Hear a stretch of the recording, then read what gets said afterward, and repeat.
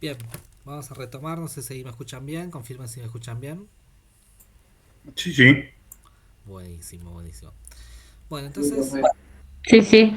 decíamos, para un sistema de videovigilancia y monitoreo, la identificación de puntos críticos es una de las etapas más importantes. Consiste en detectar los lugares donde existe mayor riesgo de incidentes y accesos no controlados o puntos vulnerables, ¿no? ¿Qué significa esto?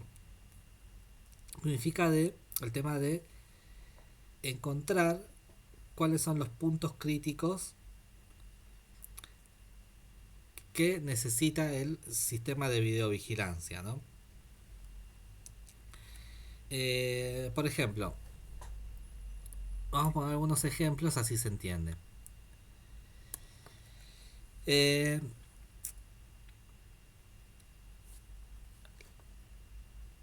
hace durante estos últimos meses estuvimos haciendo una auditoría en un barrio que es básicamente un club de golf, ¿no? Un club de golf. Supónganse que esto es la parte del golf, ¿no? Esta es la parte del golf. Acá está lo que es la laguna y después acá en rojo vamos a poner lo que son la parte de propiedades, ¿no? La parte de propiedades, algo así. Con una entrada, o sea, con un acceso, supónganse por este lado y otro acceso por este lado. O sea, dos lugares por donde se puede acceder al. O sea, dos entradas principales por donde se puede acceder al barrio. Y todo lo que son lotes estarían por acá, todos los lotes. Y en el medio, las calles principales, ¿no? De acceso. Algo así. Lo hago esquemáticamente. Entonces, cuando hacemos el análisis de riesgo, vemos que, bueno, había un conjunto de cámaras. Vamos a hablar en general. Un conjunto de cámaras, toda en esta área, cubriendo toda esta área. Mal o bien, si bien hay puntos que son puntos ciegos, mal o bien, sistema de cámaras cubriendo toda esta área. En el búnker, o en el lugar donde se visualizan las cámaras, todas estas cámaras generan una alerta. O sea, cuando se detecta movimiento en algún ingreso, o sea, cuando se detecta movimiento en alguna de estas cámaras, se genera una alerta. Eh, Se genera una alerta, ¿no? Ahora, todo lo que son las calles internas,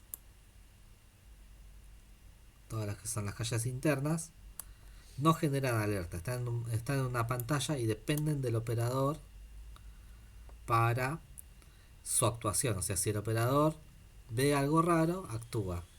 Entonces ahí un poco ya tenemos un problema. Y toda esta área, que ahora la voy a pintar en rosa, toda esta área sin cámaras, toda la parte del golf. Entonces, claro, ahí planteamos el tema de si alguien viene por la laguna y cruza el campo de golf, puede acceder a las propiedades sin, sin ser detectado, lo cual genera un riesgo bastante importante. Entonces, como mínimo, estamos intentando activar las cámaras internas y pensando en el perímetro de protección de este sector, ¿no? De esta área. Evidentemente, evidentemente acá ¿qué queda al descubierto? Queda al descubierto que cuando se planificó el sistema de seguridad se planificó sobre el perímetro y no se hizo la identificación de los puntos críticos, ¿no? O sea, no se identificó cuáles son las áreas que son más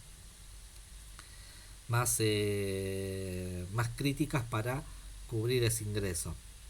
El sistema está bueno, anda muy bien, tiene buena fibra, pero tiene toda esa vulnerabilidad. Eh, es por eso que, bueno, es por eso que volvemos a lo mismo.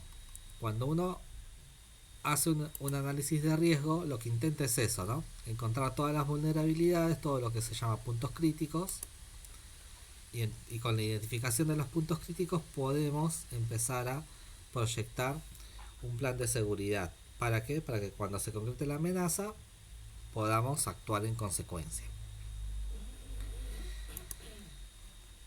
Y entonces lo que podemos hacer a continuación es hacer una clasificación, ¿no? Una clasificación de cuáles son en general esos puntos críticos.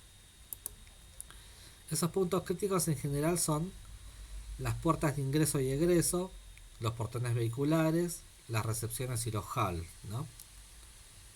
Esto es, digamos, en general, no estamos hablando en particular de un edificio. Yo puse acá un ejemplo, como una foto de ejemplo, como para más o menos, para que más o menos nos quede en la cabeza, pero esto lo podemos trasladar a una casa, lo podemos trasladar a un barrio cerrado, lo podemos trasladar a una fábrica.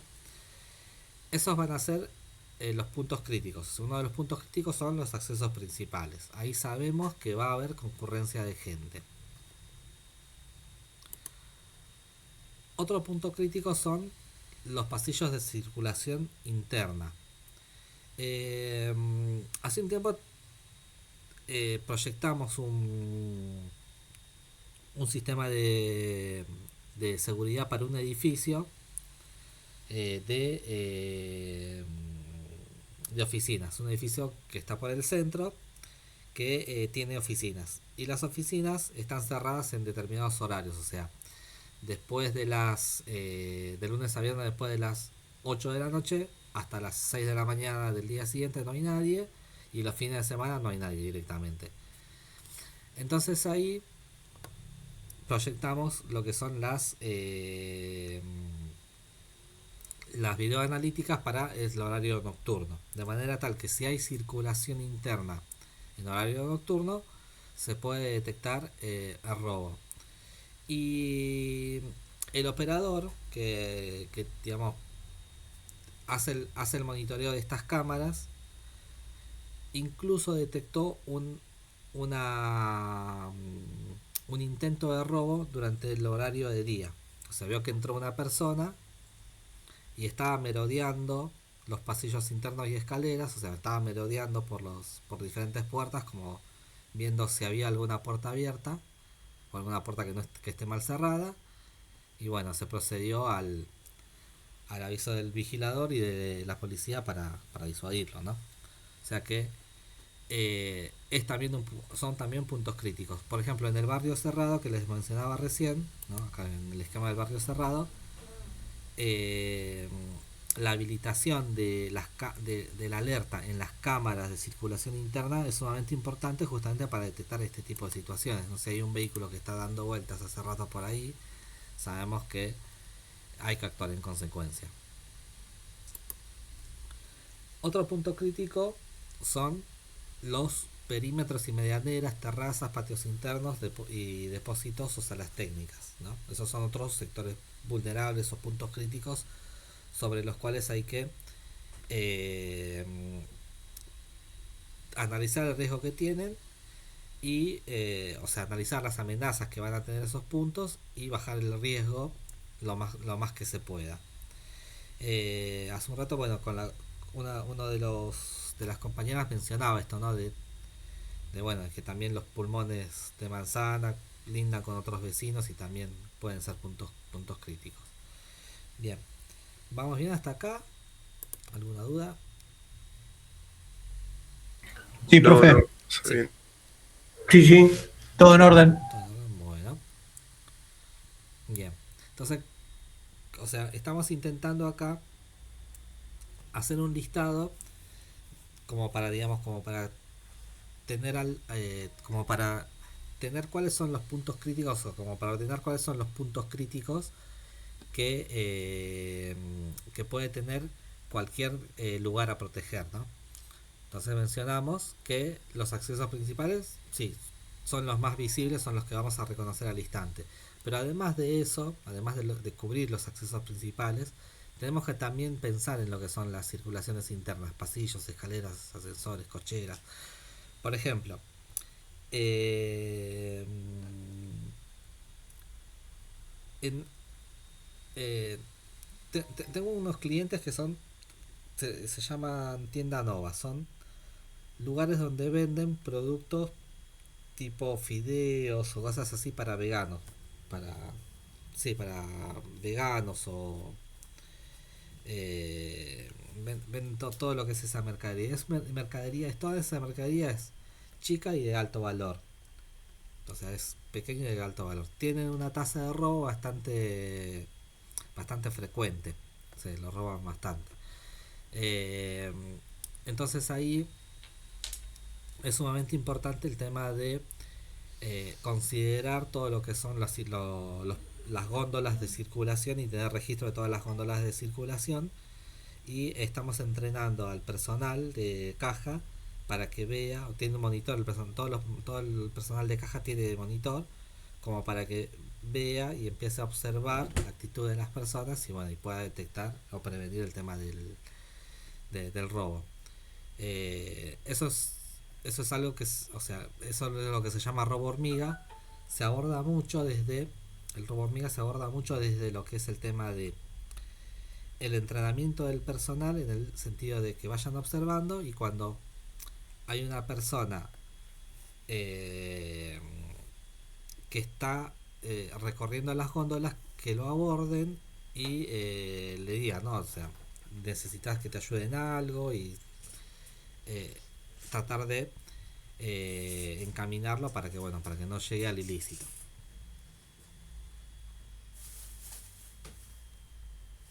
Eh, bien. También hay otros lugares que ya son críticos, ¿no? Son mucho más críticos y son mucho más puntuales, como las zonas de alto valor. Las cajas o administración, equipos técnicos, tableros eléctricos, servidores, CTBRs, o sea, donde está la parte de servidores es un punto crítico. Eh, las cajas, donde se hace la parte de cajas o administración, los equipos técnicos, tableros eléctricos, servidores. Bien. Eh, por ejemplo, en lo que son cajas y en lo que es la parte de cajas, ustedes ya estuvieron viendo un poco en las clases anteriores el uso de los que son los lentes varifocales, ¿no? Las cámaras con lente varifocal. Entonces, en una caja, por ejemplo, las cámaras siempre deben ser con lente varifocal para poder cerrarse lo más posible y obtener la imagen de lo que uno necesita. Eh, Después, bueno, vamos a ahondar un poco más en eso.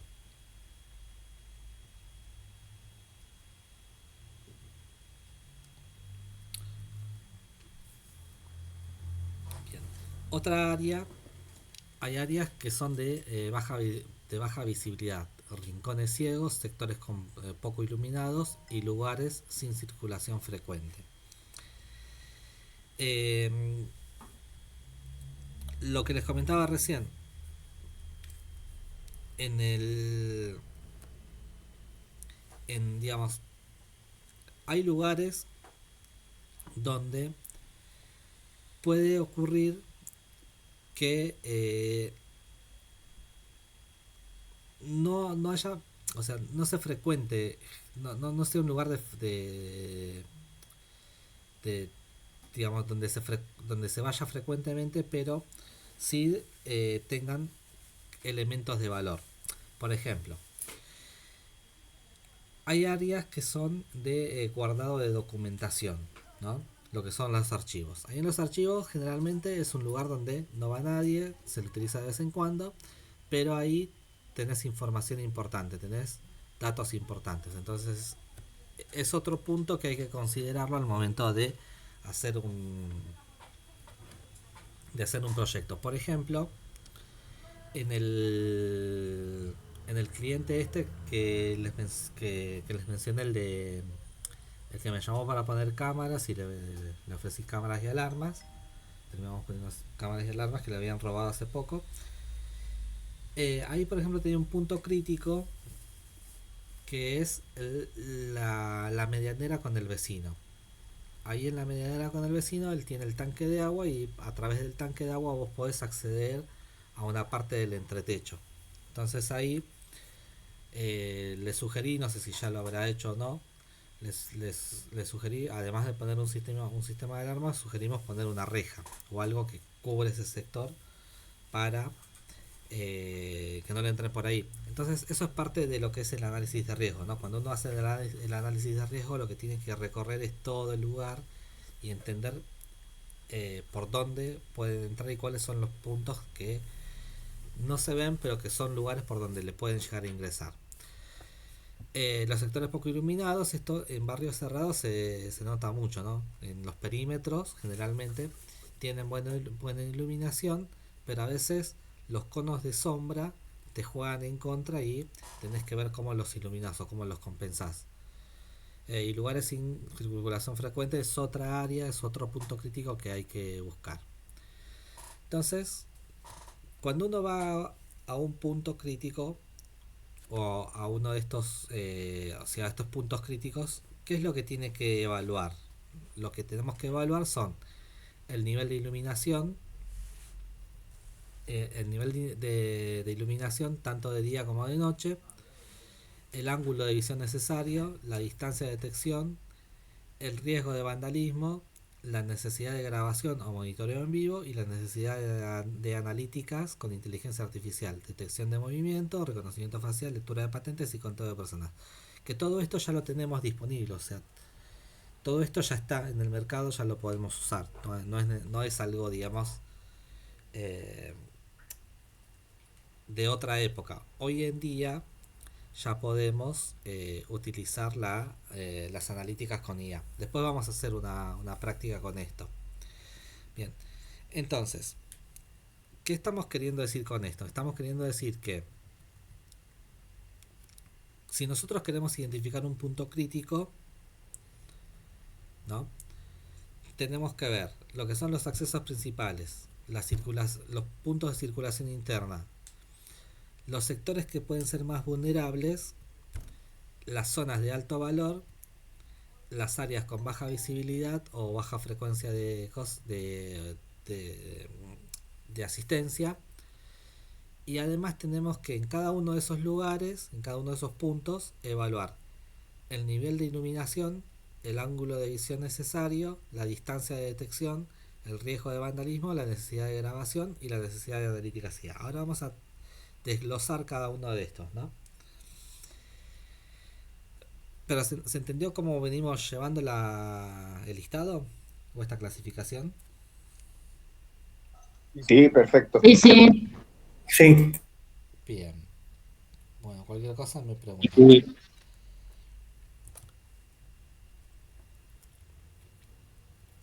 Bien. Vamos a poner el caso de un barrio cerrado, ¿no? Un barrio cerrado, si tenemos que analizar, eh, por ejemplo, parte del perímetro, lo que vamos a tratar de ver es el nivel de iluminación, ¿no? ¿Por qué? Porque el nivel de iluminación, ¿qué permite? Permite que eh, permite generar áreas donde no se van a poder, donde va a ser más disuasivo el ingreso. O sea, lo que hace la iluminación es disuadir el ingreso de personas y evitar que se escondan en esos lugares. En los lugares donde no hay iluminación, generalmente es donde se refugian las personas que están realizando el ilícito. ¿Tá? Entonces por eso es que el nivel de iluminación se suele trabajar, o sea, para seguridad es como el primer elemento de disuasión. Puede parecer que sea también parte del teatro de la seguridad, ¿no? Donde hay luz me siento seguro. Sí, es cierto, cuanto mayor luz hay, más seguro se siente la persona, pero a la vez más disuasivo hace que sea el lugar. El ángulo de visión necesario tiene que ver con que cuando vos pones una cámara necesitas necesitas ubicar la cámara a lo que vos necesitas detectar, ¿no? Les voy a contar un caso de un gerente de seguridad que recién asumía y trajo una serie de inconvenientes que, bueno, que fue bastante complicado. Eh,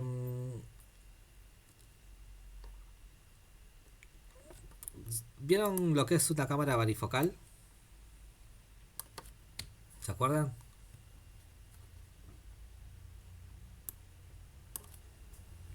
Lo vieron Sí. con el otro docente. Bien. Igual lo vamos a mencionar. Bien, una cámara varifocal. Una cámara varifocal es, es una cámara, es una camarita. La vamos a dibujar lo mejor posible. Es una camarita que va a tener un lente de visualización, ¿no?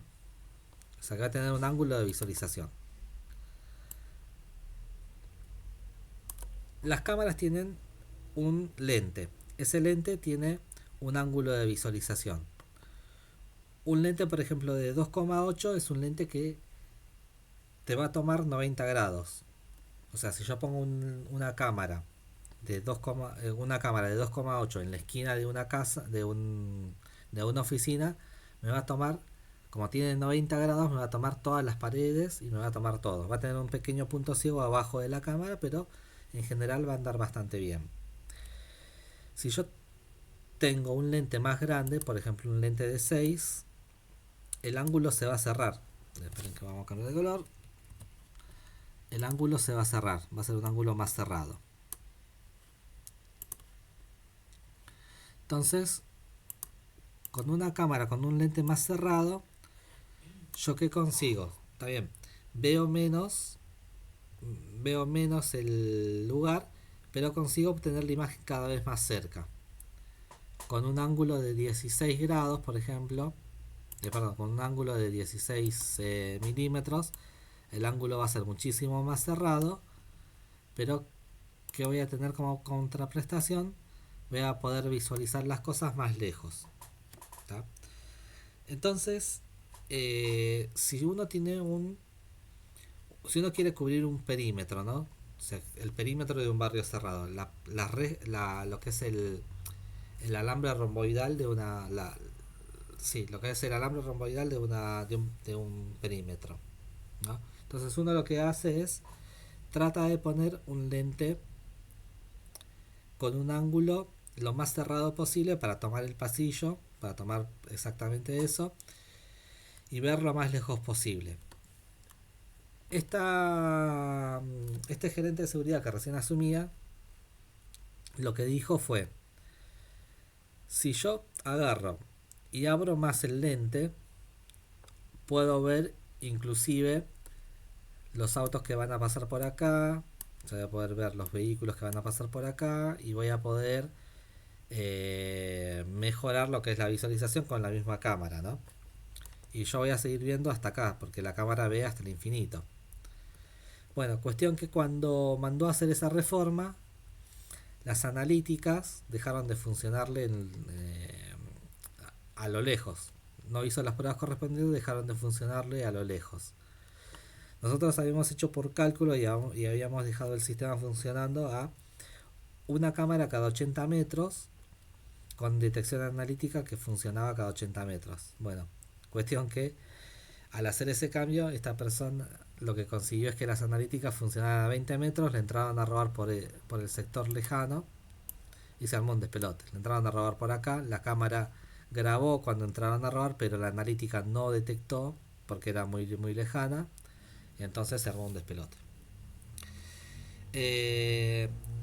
Esto venía a cuenta de, esto les estaba contando porque el ángulo de visión necesario es sumamente importante calcularlo antes del proyecto, ¿no? O sea, en el proyecto uno calcula el ángulo que necesita para cada lugar. Hoy por hoy, con cámaras con analítica, uno puede llegar hasta 80 metros sin ningún tipo de problema. O sea, detectar personas hasta 80 metros sin ningún tipo de problema. Ahí entra en juego también las distancias de detección, que esto lo vamos a ver un poquito después porque hay que entender un par de cosas. Pero es importante la distancia de detección porque, por ejemplo, ¿no? Una cámara, hay cámaras, y ahora voy a nombrar marcas, no sé si alguno conoce marcas, pero hay cámaras de marcas, por ejemplo, Dahua, que tienen una distancia de detección de 30 metros reales. O sea, uno pone la cámara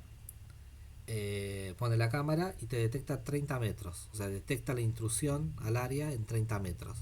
En cambio, si uno pone una cámara Bosch, tiene una distancia de detección de 80 metros. Entonces es importante conocer de antemano cuáles son las distancias de detección de la cámara para en base a eso poder armar el proyecto y brindar una solución de acorde a lo que se necesita, ¿no? Obviamente una cámara de agua con detección de 30 metros en un edificio de propiedad horizontal va a andar bárbaro, pero esa misma cámara yo la llevo a un barrio cerrado y voy a necesitar poner una cámara cada 30 metros, lo cual me va a costar poner un poste cada 30 metros, poner cables cada 30 metros, bueno, disponer de puntos de conexión cada 30 metros y va a ser muchísimo más caro que una de 80 de, de Bosch. Entonces eso es, para cada lugar hay que ir viendo qué conviene. El riesgo de vandalismo, bueno, quizás un poco ya se dejó de lado el riesgo de vandalismo, porque hoy por hoy las cámaras tienen una tasa de vandalismo muy bajas. O sea, si uno habla de riesgo, el riesgo es muy bajo de vandalismo de las cámaras, pero existe, ¿no? Por eso uno las pone en un poste en altura, generalmente, ¿no? Después, bueno, hay que ver si esas cámaras se tienen que grabar o monitorear en vivo. Y después si tienen o no la necesidad de tener cámaras con analíticas, ¿no? Por ejemplo, lo que les decía, en, eh, en este comercio que vende productos para veganos, ¿no? En ese comercio no es necesario poner analíticas con inteligencia artificial. ¿Por qué? Porque la necesidad que tiene el cliente es de ver en vivo y grabarlo. O sea, el, el cajero tiene que estar atento a lo que está pasando en la sucursal y, o sea, ahí está haciendo una parte de monitoreo en vivo y además tiene que tener la grabación por si, bueno, si roban algo, por lo menos tener la grabación de quién lo robó y cómo fue que robó. Bien. Otra cosa importante a tener en cuenta es análisis del flujo de personas y vehículos, ¿no? Esto en videovigilancia y monitoreo nos va a permitir entender cómo circulan los usuarios dentro de un espacio para mejorar la seguridad, prevenir incidentes y optimizar la operación. Bien, eh, cuando uno hace monitoreo, los operadores inconscientemente se van entrenando y van entendiendo cómo se mueve la gente en el ámbito donde está monitoreando, ¿no? ¿Qué quiero decir con esto? Eh, en el centro de monitoreo de un barrio cerrado, generalmente el operador que hace monitoreo y ya tiene unos años de experiencia, sabe, digamos, ya tiene la práctica de, bueno, de cuando hay, cuando hay un movimiento, si ese movimiento es normal o es anormal, ¿no? Por ejemplo, el otro día yo estaba justamente haciendo unos trabajos en un centro de monitoreo de un barrio, levantando información y veo en una cámara térmica personal, eh, digamos, como personal como tocando la reja o haciendo algo en la reja. Entonces le digo al operador, ¿por qué están tocando la reja? ¿No? La reja del perímetro. Y él me dice, no, ellos siempre vienen a hacer eso es el personal que viene siempre a hacer las tareas de mantenimiento de la reja. Después al rato veo que por una puerta ingresa una persona con una bicicleta con carrito atrás, ¿no? Ese tipo triciclo con carrito atrás. Lo veo entrar en una de las cámaras y le digo, y ese no, ese es el jardinero de tal lugar. Entonces ya conoce todo el movimiento en función de horarios y demás, ya sabe, ¿no? Qué es lo que está pasando. Yo les contaba que en uno de los edificios que se hace monitoreo eh, de, de oficinas, un operador pudo detectar a una persona que merodeaba, ¿no? Eso es lo que es el análisis del flujo de personas. Entonces sabe cómo se mueven las personas. Por ejemplo, el Centro de Monitoreo de la Ciudad de Buenos Aires, ¿no? Eh, tiene a los operadores que hacen el monitoreo, eh, digamos, en asientos con dos pantallas. No me acuerdo si son dos o tres pantallas.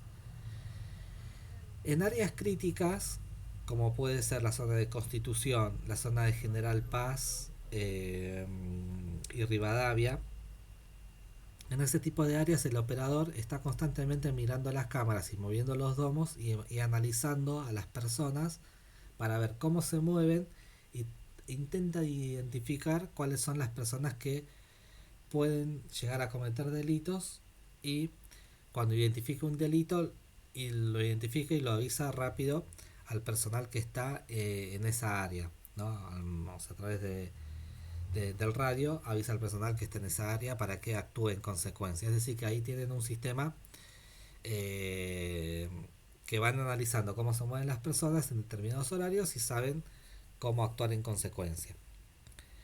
Lo mismo con la parte de vehículos. Cuando es de noche, el fin de semana de noche, ponen las cámaras de Libertador e intentan ver si es que hay lo que se llama corridas o carreras, ¿no? Entre autos. Y si detectan alguna, eh, ponen las patrullas bueno, disuadir. Bien. Eh, Eso es entonces un poco el análisis de flujo y vehículos en lo que es en videovigilancia para el monitoreo. Bien. ¿Cuál es el objetivo de este análisis, no? Detectar congestiones, identificar accesos mal utilizados, detectar movimientos sospechosos, controlar ingresos y egresos, mejorar lo que es las evacuaciones y optimizar las coberturas de cámaras para obtener evidencia ante incidentes. Eso es un poco lo que es el objetivo de este análisis que se hace. Bien. ¿Alguna duda hasta acá? Yo sé que hoy estamos dando muchas definiciones, mucha información toda junta, pero esto después nos va a permitir en la clase que viene Todo implementar muy esto. claro. Bien.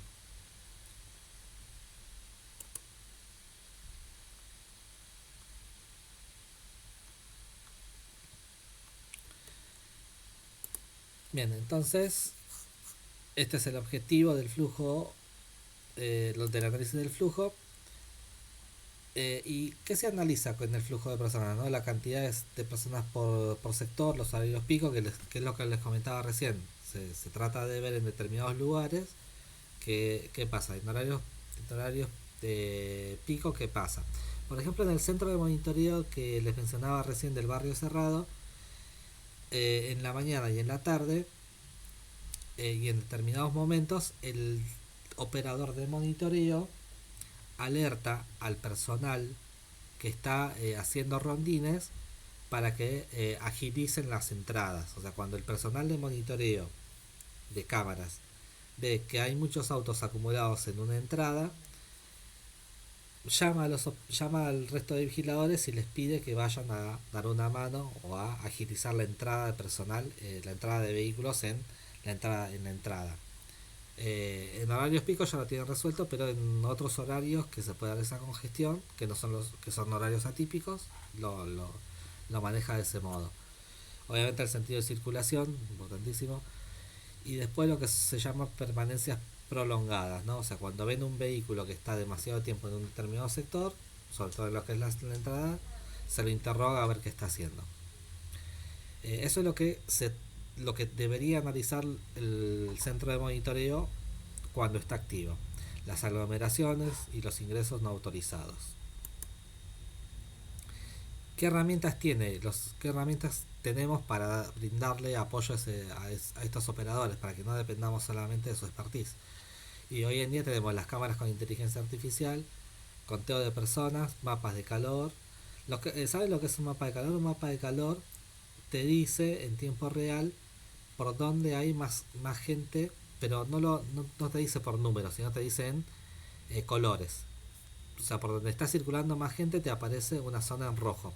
Es como el GPS. ¿Vieron en el GPS que cuando uno va en el auto ves que hay una calle que está marcada como rojo?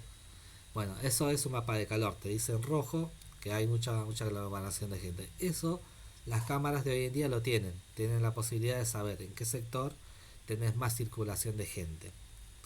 Tienen también lo que es detección por merodeo, es decir que cuando una persona está dando vueltas mucho tiempo por un sector, te puede dar una alerta y bueno, y te permite actuar en consecuencia. Y reconocimiento facial. Eh, Hay, por ejemplo, el otro día. No, el otro día no. El año pasado estuve en lo que es el centro de monitoreo de un shopping. Y ahí en ese shopping tienen ciertas cámaras con reconocimiento facial distribuidas y tienen cargado personas que cometieron ilícitos en ese establecimiento, en ese shopping. Entonces, ¿qué hacen? Cuando entra una persona de este tipo, que ya tuvo digamos, que ya se supo o ya se lo ha, ya cometió un ilícito en ese lugar, bueno, se le hace el seguimiento, ¿no? Se lo va, se lo va acompañando para evitar que cometa otra vez el ilícito. Y en el flujo vehicular, ¿qué es lo que se trata de analizar? Y bueno, la cantidad de vehículos, las velocidades de circulación, el sentido de tránsito, los horarios de mayor tráfico y permanencia en zonas prohibidas, detección de patentes. Eh, en un, por ejemplo, en un barrio cerrado, en, tenía una tasa de incidentes a raíz de la circulación, de la velocidad de circulación.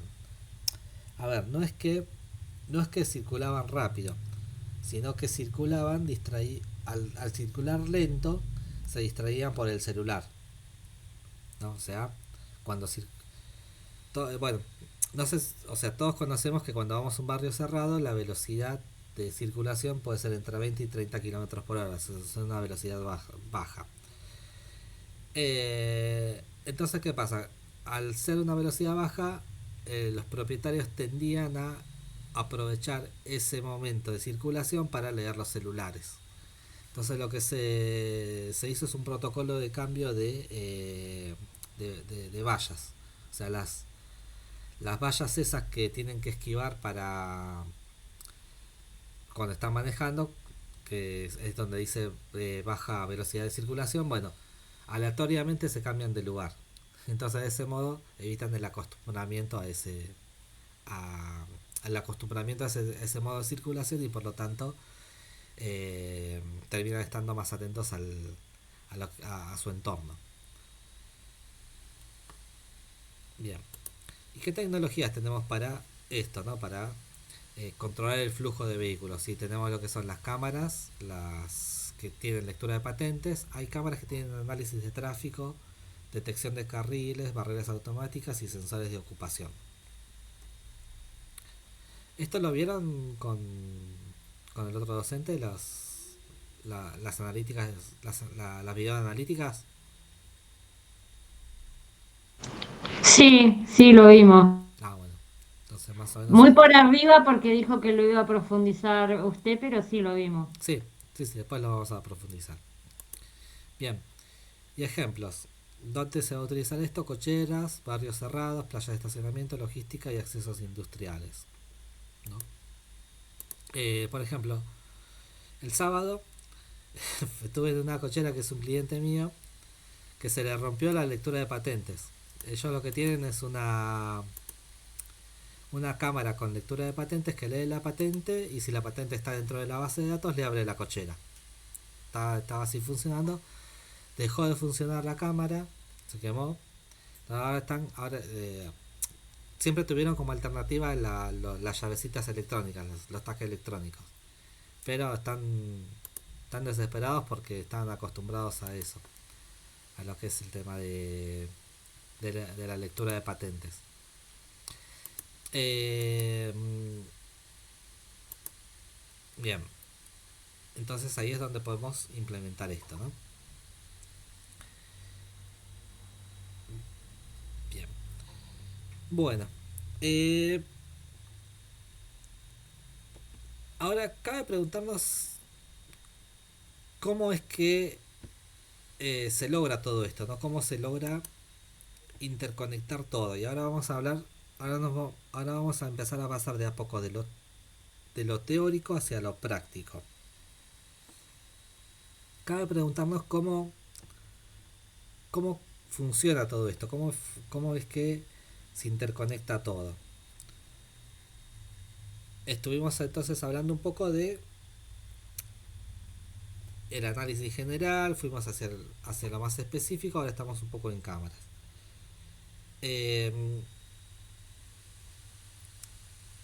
Yo creo que antes de entrar acá vamos a hacer como hacer un raconto de lo que estuvimos viendo hasta ahora eh, como para entender cuál es el objetivo, ¿no? de esta clase.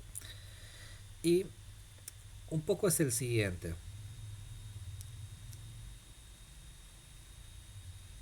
Sea el lugar que sea, nosotros tenemos que dar una solución, ¿no? ¿Una solución a qué?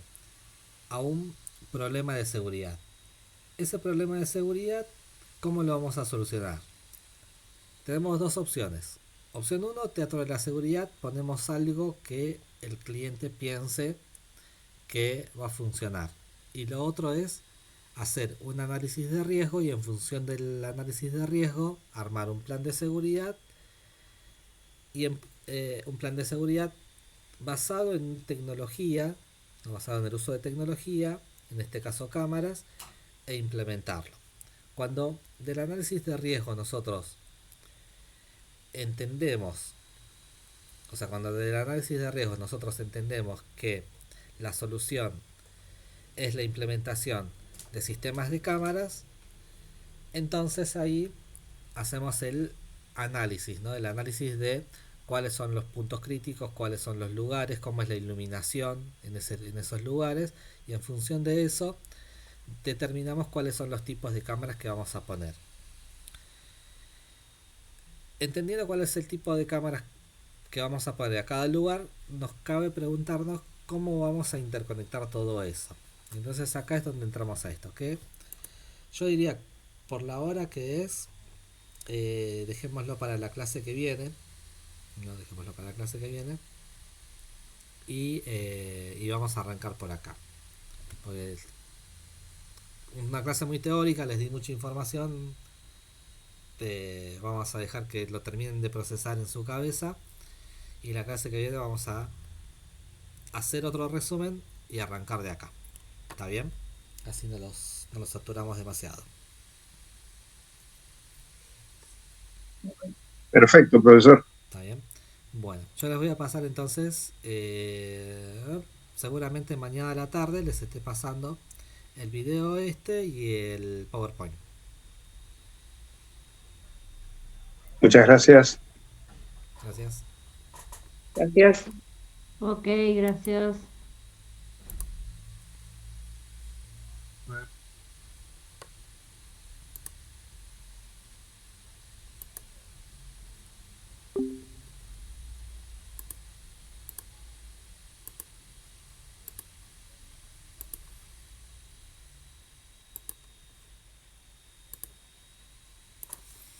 Se les empieza a dar la parte